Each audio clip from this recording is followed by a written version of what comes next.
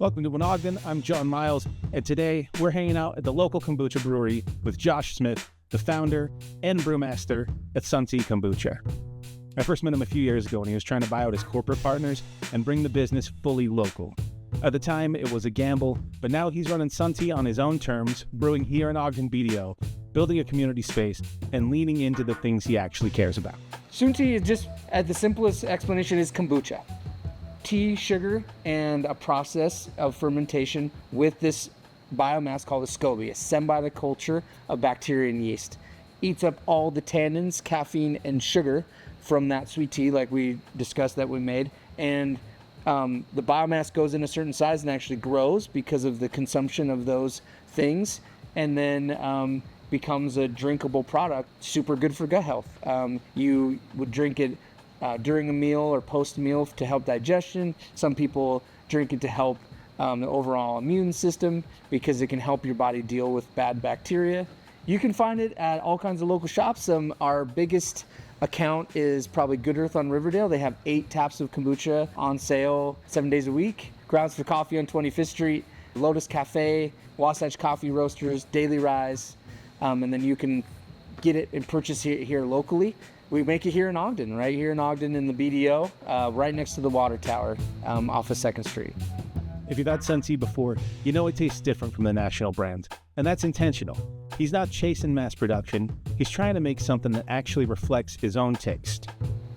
Once we have heated the water, we now have our strong tea, cold water goes on top. It has to be a particular temperature or you can do damage to the biomass. If it's too hot, it can cause weird bacterial things. If it's too cold, it wants to ferment within a particular time frame, and it needs to get there without being too hot or cold. So it's like literally like Goldilocks, it has to be just right. You start to get more acidic flavors the longer you ferment. And I also get a little bit of secondary because I flavor everything with raw dry ingredients through like a tincture. So I'll heat it with hot water, draw flavors out of like things like cinnamon or nutmeg or whatever they are, and then that gets put into the product after it's primary fermented. So this is just creating the base, and then we'll flavor it after 7 to 10 days of fermentation. You have to have sugar for the bacteria to live and to eat. I use evaporated cane sugar. It's actually, what's crazy about kombucha is the sugar is diminished almost down to like 80% of it is utilized. Like what's left in the finished product is like maybe 15 to 20% of the total sugars, and it's converted to your typical sucrose to a more digestible sucrose, better for like blood sugar and things like that. So it's kind of cool. There's been some studies that specifically on the effects of fermented sugars on the body that it's kind of interesting. So what we were doing on the other one is we were emptying a finalized secondary product. So that was the music booch that we're going to be releasing this Saturday with Club Mungo, and we were kegging the final format.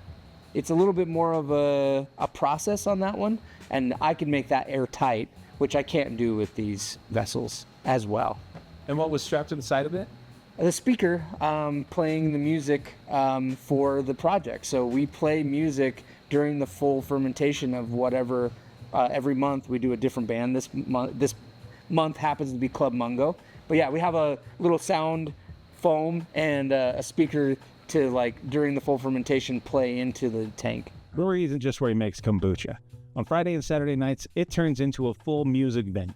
As you can see, we have a cool stage in the back, so we do shows every Friday and Saturday as the Boiler Room, and you can come and get kombucha while you're here enjoying the show. This used to be full of industrial-sized tanks to produce kombucha at a high scale. I changed business partners and kind of changed how I was doing business. We ended up having this huge open space that wasn't going to be used by any of our processes. We're making these music booches. Why don't we just turn it into a venue where we can actually have these products on sale when these guys play once a month? And then we're like, if we're going to have this equipment set up all the time, we might as well just try to do a show every week. As soon as we started offering those dates, we were booked out until January now, every Friday and Saturday here at the Boiler Room, where it's not just like a metal vibe where it's dark and aggressive and grimy. It's kind of more lighthearted. It's bright. We have a really great mural that was done by a local artist out of Logan. We wanted to have a venue's venue, like where it sounds really good. It's enjoyable to be at the venue. I've been very lucky to have incredible sound guys who've helped develop this place into like a venue that sounds really great, and it's not just like a cool place to go. I grew up in the Mojo's days, so we had a really great local spot here in Ogden that was all ages, that just had an artistic, fun, light vibe, and there wasn't really, let's say, a genre that you would just get a little bit of everything creative. Mm-hmm. There'd be heavy metal music, and then there'd be a banjo player or folk singers, or there'd be, the Spirit Days of just like jam band, of just like playing an hour-long set of just like shit they didn't write. We're just trying to find the best way we can do that for the community, and like eventually maybe open it up for open mics and getting more people here to just be creative and to have a space to like highlight themselves and what they're trying to do. It is a little bit tricky spot to find, but it's a warehouse. If you find the water tower, we're just around the corner.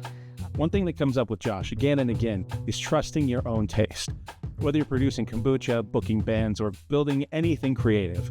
So while he brought us along for the brewing process, we got a little philosophical and learned a little bit more about the evolution of Suntea. Not to sound cocky towards like non-fermented beverages, but it's just mixing shit. And I think it's just knowing flavors and being familiar with that world. And I think if you have a pretty decent like kind of flavor mindset of like knowing what goes well, what doesn't, and then thinking about, because I'm such a nerd this way, like thinking about how to obtain the best versions of those products. Like, you know, it's a long ass question, but how do you get the best water? Like artisanal water, like North Ogden, and simplifying the origin of each ingredient and finding the best version of it. And then how do you create something where you're not like breaking at the bank every time you make it one beverage? So thinking about like the Rick Rubin thing and that conversation, I just think it's cool to kind of get behind the eyes of like the creator of, like, for me creatively, I've found that like there's days where I have to accept there's nothing to do. Like I really like where he's coming from, where it's like, what are you doing it for other than for somewhat self-pleasure? Like you start with like, oh, I'm making this because I want to have something to do. I like the process. I like the parts of it. He, you know, obviously he's a music fanatic, like I feel like I am, or like a kombucha. Like you just have to find this like obsession with a thing, and I think you can turn it into a skill set because you're so into it. You're so in tune with, like for him, it's like music is everything. And I mean, I don't think he's wrong that he has a pretty good sound. Like the records he's a part of are like all-time like game changer records, you know. But there's just so many different styles. Like the difficulty is like, because sometimes like where live bands kind of develop into the band that they are based on who's coming to watch their shows. And I think that's, for on a creative sense, it's almost heartbreaking, right? Where you have to like change what you desire to create. Of course, but I've been there. Like I've been in positions where it's like, okay, you create good stuff, but we want you to do this. It really does, like, if it's not conscious at first, it subconsciously starts to wear on you. Of like, I'm doing this thing purely for the monetization or the value that someone else sees in this particular thing, and it has no soul to it. That's what can be frustrating, is like the shit you're not even that into is the shit that sometimes it hits the widest audience. So it's like use it to your advantage, or you know, I think stick to your guns and then let your audience develop based on you sticking to like, this is the content that I feel best about putting out. That's the whole, like, that's the difficulty for me, is like the monetization and the making it sellable is what hurts the soul the most. You create something that you've asked to create, and then it's like, okay, but we only want to produce it at a mass level to generate income. It's like, okay, I get that. I also need income. And then I was like full on dealing with corporate mentality type of salespeople who, that's all they do all day is how do we sell, and make your product the most intriguing to a line of customers. Right. And it was like, take out your natural ingredients. Yeah, or like how can we make it less sugary even though it's fermented to a certain point? Like how can we have less sugar when sugar is one of the primary ingredients? And really, there's not that much sugar. Like how about we market it to educate the clientele or the people you're hoping to purchase your product about why it's different and why those sugars aren't the same. Instead of like, well, it's difficult to educate and it takes this to educate. It's like, okay. And that's what's sad too, is like really they're marketing to what they think is the lowest tier of people. Like who's going to be the most influenced by the simplest marketing? What was crazy about what I thought was like, we're a kombucha business. We are already in a very niche place in food right now. The only way that you're going to make more is getting more people into it that weren't into it prior to your product. Like for kombucha, it's a very particular flavor. So yeah, even in the kombucha world, there's a very, just like in certain genres of music, it's a very variant of like what people are into. It's like food too. Like some people who don't understand why someone would make a rose foam puree you're only gonna really get the people who are gonna understand what you're, and obviously you want to be but at the same time you don't. I don't want to like have everybody like it, because then I think it's really diluted at that point. I've found for me, it's just the search of doing something you want to do and hope you can monetize it. And if you can't monetize it, you do whatever but you try to find something that is fulfilling. At least that's what I've chosen for me, is I want to do something that fulfills me, that gives me some sort of like creative release, and I've always wanted to do something that benefits people outside of myself. That's what has felt good for me.